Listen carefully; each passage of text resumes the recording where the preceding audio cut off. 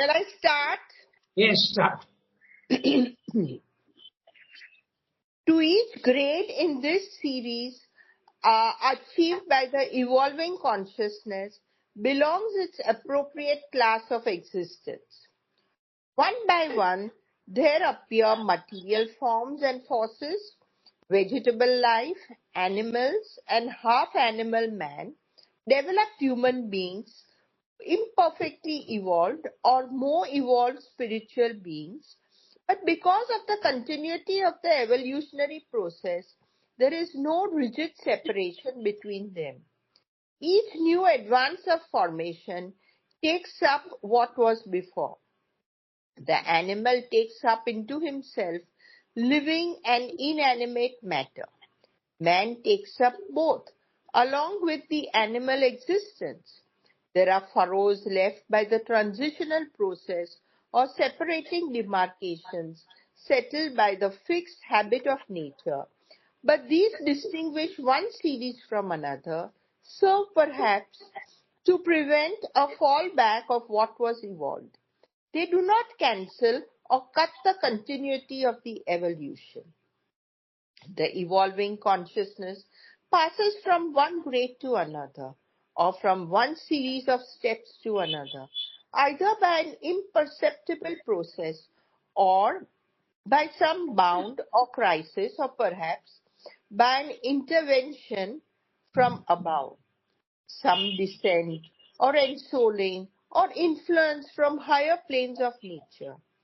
But by whatever means, the consciousness secretly indwelling in matter, the occult inhabitant, is able thus to make its way upward from the lower to the higher gradations, taking up what it was into what it is, and preparing to take up both into what it will be.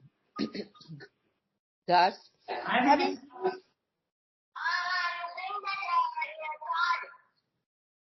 Yes, I'll do that. Okay. Thus, having first laid down a basis of material being, material forms, forces, existences, in which it seems to be lying inconscient, though in reality, as we know now, always subconsciously at work. It is able to manifest life and living beings, to manifest mind and mental beings in a material world, and must therefore be able to manifest their supermind also and supramental beings. Thus has come about the present status of the evolution of man is the now apparent culmination, but not the real ultimate summit. For he is himself a transitional being and stands at the turning point of the whole movement. Evolution, being thus continuous, must have at any given moment a past and its fundamental results still in evidence, a present in which the results it is laboring over are in process of becoming, a future in which still unevolved powers and forms of being must appear till there is a full and perfect manifestation. The past has been the history of a slow and difficult subconscious working, with effects on the surface. It has been an unconscious evolution. The present is a middle stage, an uncertain spiral in which the human intelligence is used by the secret evolutionary force of being and participates in its action without being fully taken into confidence. It is an evolution slowly becoming conscious of itself. The future must be a more and more conscious evolution of the spiritual being until it is fully delivered into a self-aware action by the emergent Gnostic principle. A very big para, almost 2 pages. So we'll see what he's saying. Basically, what he's saying is interesting. Evolution can be of 2 types. No?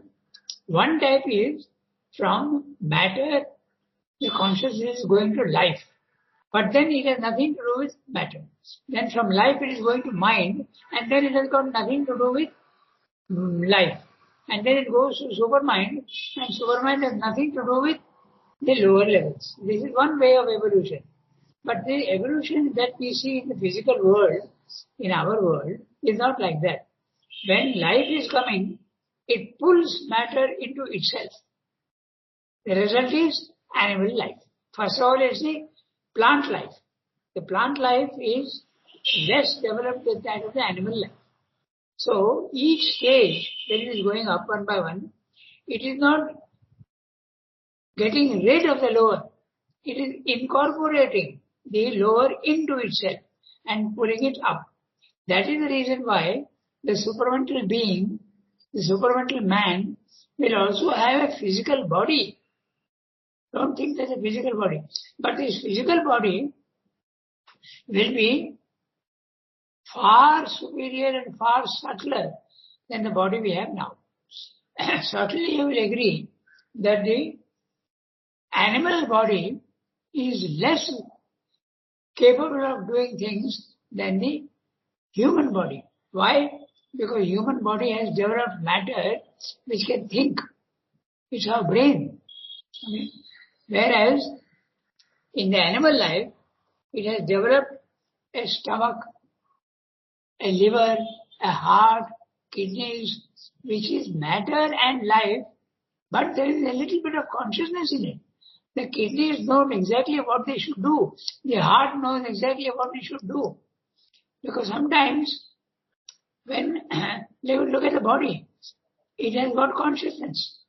How do we know that? When there is an injury, the body repairs itself. And there is an intention. You know the difficulty, and so there is a consciousness in matter, there is a consciousness in life, there is a consciousness in mind, and the consciousness goes right up to the top.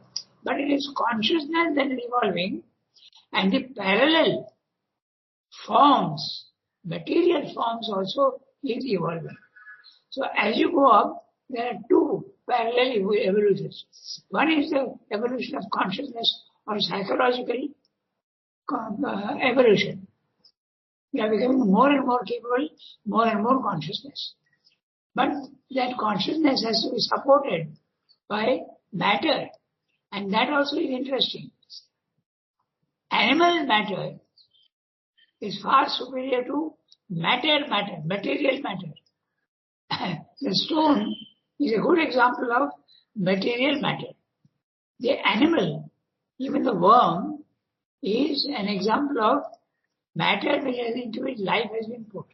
And the brain is also matter which is capable of thought. Okay? So this is how it's happening. The evolution we see here is not rejecting the lower, but assimilating it into its higher level. Note the chapter heading, Ascent and Integration. The consciousness is ascending, but it's integrating the lower into itself. It is not rejecting it. Okay? That is the mistake that our yogis are making in India. They were saying, take the consciousness to the higher level and don't worry about the body-mind life. But Sri Lanka is watching very carefully that the evolution up to now has not been rejecting body-mind life. Therefore, the next step will be a supramental being with a material body. But this material body will be very subtle. We know very well that in matter also, there is gross matter, there is subtle matter, and there is subtlest of matter. Just as in ice, water vapor. You look at the clouds, it is matter. You look at the wind, it is matter, but it is subtle matter. Basically, this is what he is saying in the para. Now we go back to the beginning and see what he is saying. It's very interesting. 7:35. Yeah. So, to each grade, I'm reading from the text. To each grade in this series. Now, which is the series and which are the grades? He has already told us that we will consider The grades can be any number. Because as you keep going up 1 inch, the characteristic of that stage varies. So there are infinite, or you can even say there are only 2 grades, spirit and matter. Or you can say there are 3 grades, gross matter, subtle matter, and causal matter. Or you can say there are 5. Okay? Ether, air, fire, water, earth. Sridharma is following the pattern given by the Vedas. That means 7 planes of consciousness. Okay? And what are they? From the top, Sat, Chit, Ananda, Supermind, mind, life, body. Or if you want to go from bottom, matter, life, mind, supermind, then Satchidananda in that order. Okay? So, this is what he is saying. These are the grades. And he is saying that in each grade, its characteristics, appropriate class of existence, its characteristics are different. Okay? So, one by one, there appear material forms and forces, vegetable life, animal and half-animal man, developed human beings, imperfectly evolved or more evolved spiritual beings. But because of the continuity of the evolutionary process, there is no rigid separation between them. It's like the rainbow colors, okay? They run into each other. They are not absolutely categorically made separate like a staircase. Each stair is separate from the lower one and from the higher one. But it's not like that. The evolutionary process is more like a ramp. Okay? The lower is running into the higher, and the higher also is running into the lower. That's what he said. And he has given us the grades in between. See? But there are material forms and forces. Material forms we can understand. Okay? Stones, then gold, silver, platinum. These are material forms. But what about material forces? Wind, fire, okay? These are forces. See how important it is. You have to see each word and understand what it's saying. Material forms, just now we discussed. There are 192 elements and they are all material forms. Gold is certainly separate from silver. So it's a different form. But forces also are there. Fire, wind, okay? The river flowing. These are all forces. Now next he comes in the grade, vegetable life. Vegetable life is matter with a little bit of life in it. Okay? Animals, there's a little more of life in it. And finally, half animal man. The mind is not fully developed yet. He didn't have even clothes. Even today in the world there are people like that.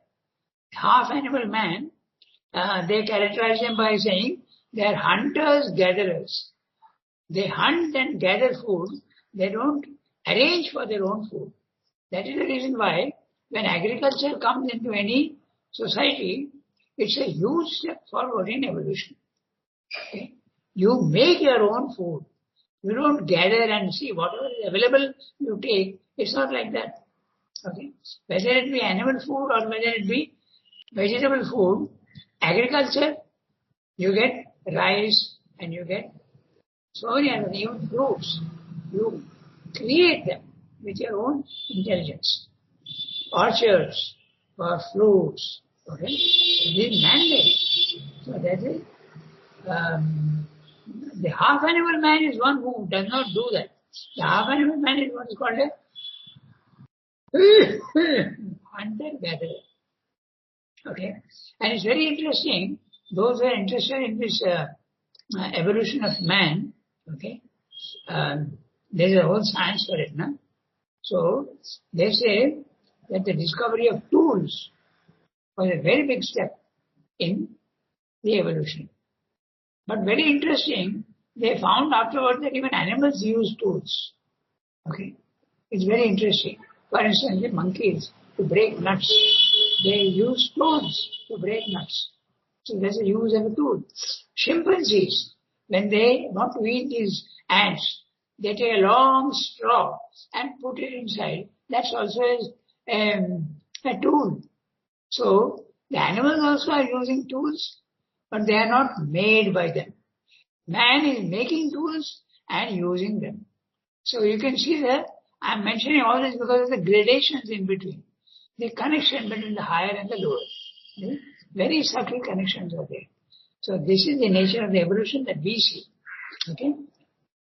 Developed human beings, normal human beings, imperfectly evolved. That's our case. The average man is developed human being, but imperfectly evolved, or more evolved spiritual beings. He's talking of yogis. Okay? So very clearly he has given you all the steps. But because of the continuity of the evolutionary process, there is no rigid separation between them. You can't make out the difference between a yogi and a man. You can't make out. So it is, they are so different. Okay? The continuity is there. That's what he mentioned. What about the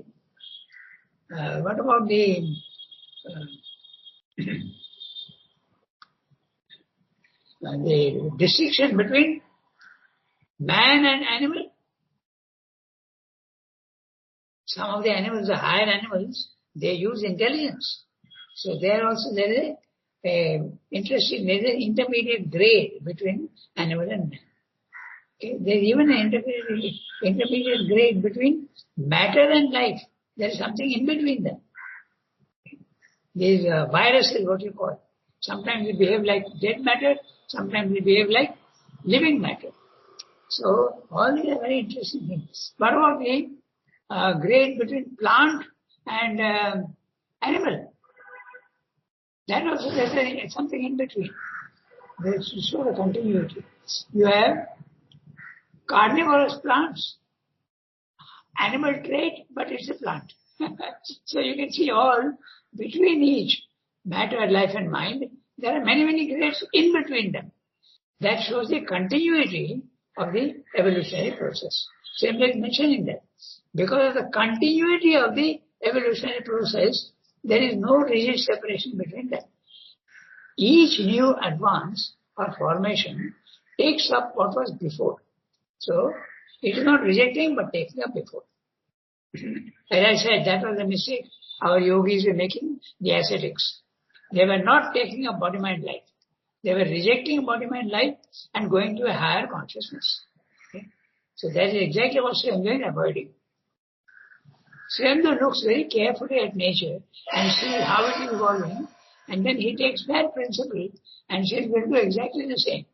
That's the reason also why in India we have yogas corresponding to matter, life and mind. You know? We have Hatha Yoga, Raj Yoga, Karma Yoga, Jnana Yoga. All these are grades which takes each into account. Very interesting, you see all connectedness. Then I read the next one. Each new advance of formation takes up what was before. The animal takes up into himself living and inanimate matter. Now that's very interesting. Living matter and inanimate matter. So, animal takes up into himself living matter, we can know. All animals, whatever grade, beginning from worm and caterpillar right up to the monkey, they are all living matter. Their bodies are all matter but living matter. And what about inanimate matter? Is there something in the body which is inanimate matter? Or does it mean that you take into yourself means he takes up into himself living and inanimate matter. So, inanimate matter also is taken up his same. It could mean many things. It could mean that we take up means eating, We do eat sometimes inanimate matter, salt, okay, sugar. These are all things which you are taking into ourselves. Does it mean that? Or does it mean that in the body itself there is something inanimate matter? What about a bone? Can we I feel when he says inanimate matter, it could be substance like hair and nail, which grows and doesn't have the sensation in it. That's exactly what I'm discussing. I was wondering about bone, but you have given a much better example. Hair and nails. But hair also grows and nail also grows. So then it's not fully inanimate. So that's what is puzzling me. Okay. So I think what he means is that the life element takes up matter and does not reject matter. You can't see life without the combination of matter. You don't see life. You see the life which has taken up matter. Life you will never see by itself. You will see when you rise to a higher level of consciousness. This is a very interesting thing. Okay? Even consciousness we don't see. We see only the results of consciousness. Take also force, Shakti. We don't see Shakti. We see the results of Shakti. We see a volcano. We see a storm. We see trees growing. Okay? We don't see the Shakti. We only see it working. So that's the problem. So what he means by inanimate matter we discussed in detail, because I am not gliding over and just rejecting the living and inanimate. But what I think what he means is that the life in the animal takes up, gives itself life and also gives itself matter. I think that's what he means. Man takes up both along with the animal existence. Man, because there is a mind, he takes up both along with the animal. What does he take up? Matter and life, both. Okay. There are furrows. Furrows means gaps, left by the transitional process and separating demarcations settled by the fixed habit of nature. So what's a furrow? Let's see what the dictionary says. The furrow is when you are plowing the ground, it leaves a furrow. But just 1 minute. F-U-R-R-O-W.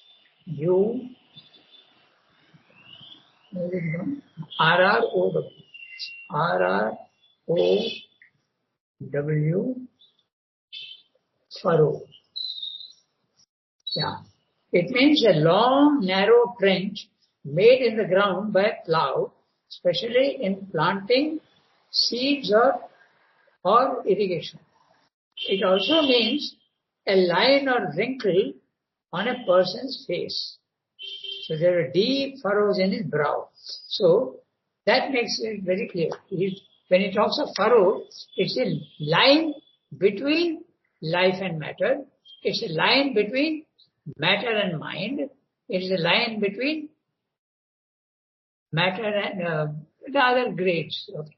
So very clearly, he is pointing out exactly what we discussed just now. Okay, that there are furrows left by the transitional process of separating demarcations settled by the fixed habit of nature. We discussed, the virus is the furrow between matter and life. The carnivorous plant is the furrow between plant and animal. Okay, and can we say that there is a furrow between animal and man? Would you consider the chimpanzee to be almost human, or even they say apes? Okay, the gorillas, they have tremendous intelligence and understanding. So these are the furrows which we are talking about. Okay, so there are furrows left by the transitional process or separating demarcations settled by the fixed habit of nature. But these distinguish one series from another serves perhaps to prevent a fall back of what has been evolved. They do not cancel or cut the continuity of the evolution. So exactly what we were discussing, that's what he's saying. That there is no clear cut between the higher and the lower. There is a connecting link. Okay? The evolving consciousness passes from one grade to another or from one series of steps to another, either by an imperceptible process or by some bound or crisis, or perhaps by an intervention from above. Now that's interesting, because all these words which are there, matter, life, mind, they are all words, and they are all also interacting. In the universe also, there is an interaction between all of them. The higher is influencing the lower. That's what he means by intervention from above. Okay? The evolving consciousness passes from one grade to another or from one series of steps to another, either by an imperceptible process, because we don't see the mutation of cells and all that takes period of a long time. We see only the end result, but we don't see the actual process because it's very slow, imperceptible process. What he means is, take a snake. There are 100 types of snakes. How? Because there is a slow change from one level to another level. So, he is talking of two different types of processes, imperceptible processes. One is a horizontal one. One type of snake becomes another type of snake. One type of cat becomes another type of cat. They have got lions, tigers, lynx, cat, okay? So many different varieties. So this is a horizontal evolution. But there is a vertical evolution also. That means from one level to go to another. The plant becomes an animal. The animal becomes man. So there are two types. That's what he's saying. And in this process, the intervention from above, that also is constantly there. That is the reason why Srila had to bring down the supermind into matter. Supermind and mind and life are all involved already in matter. But there has to be an intervention from above to make it evolve. You have to sort of give a kick to matter. You say, hey, life is there in you, why don't you evolve? Get up. So, this is the intervention from above. That is what it means. If the intervention from above is not there, then the evolution will be even slower. And that's exactly what he will tell you later on, that the evolution from matter to life was very, very slow, because the intervention of life in matter was very slow. It took millions of years, and he is even calling it unconscious. Okay? But now with the advent of man, the evolution becomes conscious. Okay? I go back to the text. The evolving consciousness passes from one grade to another, or from one series of steps to another, either by an imperceptible process. That's why I went into detail about the imperceptible process, or by some bound or crisis, or perhaps by an intervention from above. These are all the possibilities, and we know that the last one is a real possibility. Intervention from above. Some descent or ensouling or influence from higher planes of nature. But by whatever means the consciousness secretly indwelling in matter, the occult inhabitant is able thus to make its way upward from the lower to the higher gradations, taking up what it was into what it is, and preparing to take up both into what it will be. So the past, present and future are all connected. This is the nature of the evolution. Thus, having laid down a basis of material being, material forms, forces, existences, in which it seems to be lying inconscient, though in reality, as we know now, always subconsciously at work. So that's why we see that even the body, which is supposed to be matter, there is a subconscious working. Yes. This is the point that Sri Lanka goes on stressing again and again. He says, look at nature. Okay?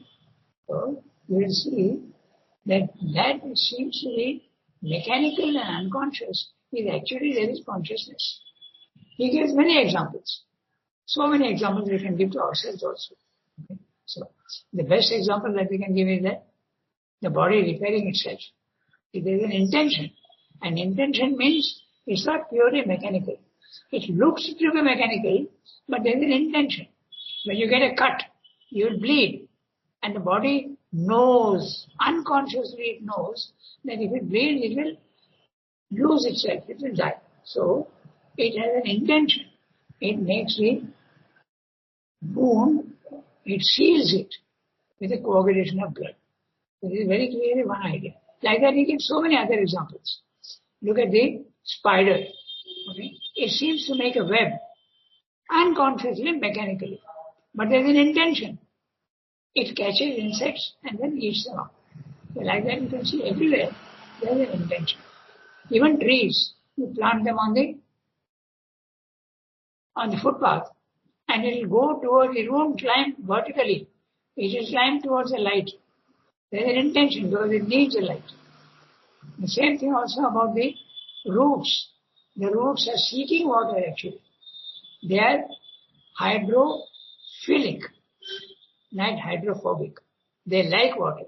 So there is an intention even in inanimate matter. That's what he's pointing out. Okay? I go back to the text. Thus, having first laid a basis of material being, material forms, forces, existences, in which it seems to be lying inconscient, though in reality, as we know now, always subconsciously at work. Even in matter, all the higher grades are involved already. Subconscious grade. It is able to manifest life and living beings, to manifest mind and mental beings in a material world, and must therefore be able to manifest their supermind also and supermental beings. If matter has produced life and has produced mind, why should it not produce something even better? That's what Sandhu pointed out. Thus has come about the present status of the evolution, of which man is the now apparent culmination, but not the real ultimate summit. There are many human beings who don't understand nature and don't see man is the ultimate production of nature. That's simply pointing out that's not true. Okay? And must therefore be capable, must be able to manifest their supermind also and supermental beings. Thus has come about the present status of the evolution, of which man is the now apparent culmination, but not the real ultimate summit. For he is himself a transitional being and stands at the turning point of the whole movement. So how is Sri Lanka saying that? When you say no, man is the ultimate summit of evolution, he will point out that the evolution is going slowly towards more and more perfection. And is man perfect? Hardly. Okay? His senses are so limited, his mind also is so limited. So naturally there must be more. He is going towards perfection, so it must be more. For he is himself a transitional being and stands at the turning point of the whole movement. Now, simply use the word turning point of the whole movement means before man comes on the scene, the evolution is slow, mechanical, unconscious, seeming. Unconscious and mechanical, seemingly. Then after man, the evolution can become conscious. How? He is doing yoga. Yoga is a conscious evolution. Okay? Animal can't do yoga. So that's why he's saying turning point of the whole movement. Man coming into the evolution is the turning point. Evolution, being thus continuous, must have at any given moment a past with its fundamental results still in evidence, a present in which the results it is laboring over are in process of becoming, a future in which still unevolved powers and forms of being must appear, till there is the full and perfect manifestation. Now that's very interesting what he's saying. Even in the body we can see that. Okay? There were certain things which are the appendix which was there. At one time it was a useful tool. But with the evolution, slowly it becomes useless. And there are powers in man which have not yet manifested, but which will slowly manifest. Examples: clairaudience, clairvoyance. Okay, ordinary man doesn't have these, but they are there involved and they appear. So just as new powers appear in the evolution, the old useless things they die out automatically. Not the basic principle, but it's the properties. Okay, the appendix is matter. Matter is not being rejected. Only its capacity as a tool is being rejected. That is the reason also why so many animal forms also disappear. The mastodon, the pterodactyl, the dragons, and the what are those huge? What are those animals? Huge animals? What do you call them? Dinosaurs. Dinosaur. That's right. Dinosaur. But dragon was never an animal. It's a sort of a mythical figure which represents the emperor in China. But dragon was never ever an animal like a dinosaur. Listen, it's very interesting what you're saying. And I used to think the same. Then I'll try and find that place where Sri Aurobindo says it was there earlier. In one very short phrase, he says the dragon was there earlier. A fire-breathing dragon. So I'll find that place and give it to you. So, yeah, please do. Because a dragon is an amalgamation of 7 different animals. You know, there are 7 animals: the eyes of an eagle, of a frog, the antlers of a deer, the scales of a snake, the claws of an eagle. Okay. So there are 7 different animals which have amalgamated in the dragon. So anyway, I'll find that place. I was stunned when I came across that. He says it is there earlier. So this is something that's absolutely new. And he has got spiritual sight. So he says that I'll find a place. Okay, it may be difficult, but I'll try and find it. If I type the dragon, I should be able to get it. Next time I see you, I'll tell you the reference. Even the dragon was there in the past. Okay, so what's the time? 39, nearly 40. There is a very long one and we have not been able to finish. Let's stop at a particular place. I'm going into so many details, and when you see Sri Aurobindo and try to understand what he's saying in a very general way with examples, Life Divine becomes absolutely fascinating. Okay? So he's saying so many things, but in a very general way. It's up to us to find examples and see what he's saying. Thus has come about the present status of the evolution, of which man is now the apparent culmination, but not the real ultimate summit. For he is himself a transitional being and stands at the turning point of the whole movement. Evolution, being thus continuous, must have at any given moment a past with its fundamental results still in evidence, a present in which the result is laboring over, are in process of becoming, a future in which still unevolved powers and forms of being must appear, till there is a full and perfect manifestation. Now it's interesting, you mentioned claws, okay, of the eagle, and at one time those animals Their nails and their claws are all useful tools for them. But slowly, slowly, with the advent of intelligence, man can use his intelligence and he can use less his claws and nails. So slowly, slowly, they became nails which are almost of no use to man, except to protect the tip of the fingers. So there also you can see how nature is slowly giving you things which are useful, and when they are not so useful, it slowly bypasses them. It's very interesting. We'll have to stop here today because, so, somebody has to note down page 736 and we'll start from, oh, there's just a little more. But we'll finish it next time. We can't finish it today. Perfect manifestation. Okay.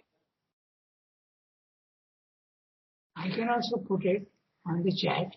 I'll wrote it. I'll wrote it under that. Okay. Okay. So, au revoir everybody. Very interesting. I hope. Thank you. Au revoir, everyone. Merci beaucoup. Au revoir. Au revoir everybody. Have a good day.